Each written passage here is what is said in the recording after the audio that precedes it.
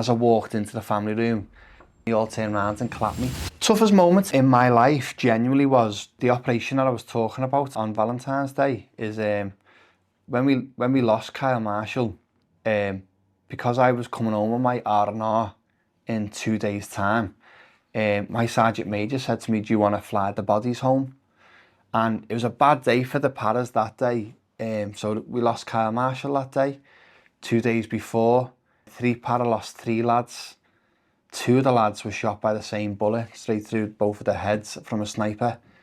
And also there was chefs on camp that had got themselves into a fire and unfortunately died. So I had like 5 or 6 bodies to bring home. So if you can imagine one of them Hercules planes flying from Afghanistan back to the UK with coffins in, you've got me lying in between the coffins flying home with them. And we landed at Bryce Norton, and obviously we have to repatriate the lads off, you know, with the ceremony where the guards take the coffin off. But what was the saddest part for me was that I was close to Kyle Marshall's wife and family. The plane landed, I got off and I went into the family room. And as I walked into the family room, they were all there. It was chock. There was about 60 to 70 people in there. And as I walked in, they all turned around and clapped me, which was crazy. And then obviously Kyle's wife ran up and hugged me, and everyone was getting a little bit upset and stuff like that.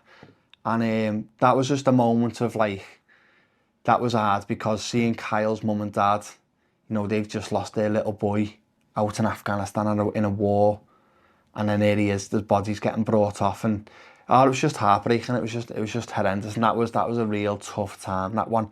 And what was even mad is typical British Army, like, they were like, "Okay, you go home now." So I'm from Liverpool, they've landed in Bryce Norton. They were like, "Yeah, go on, you go home now." There was no transport to get home.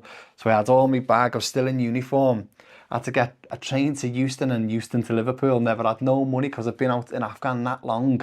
All my bank cards stopped working, so I had to ring my mum to book train tickets for me to get me home. And I'm sitting on the train, still covered in Afghan dust. Normal life going on around me.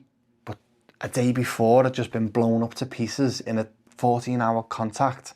I've just seen my mate die. I'm just sitting on that train just thinking, what the has been going on here? But yeah, it's all part and parcel. It's all character building. Makes you the man that you are today. But that was really the toughest time in my life, that.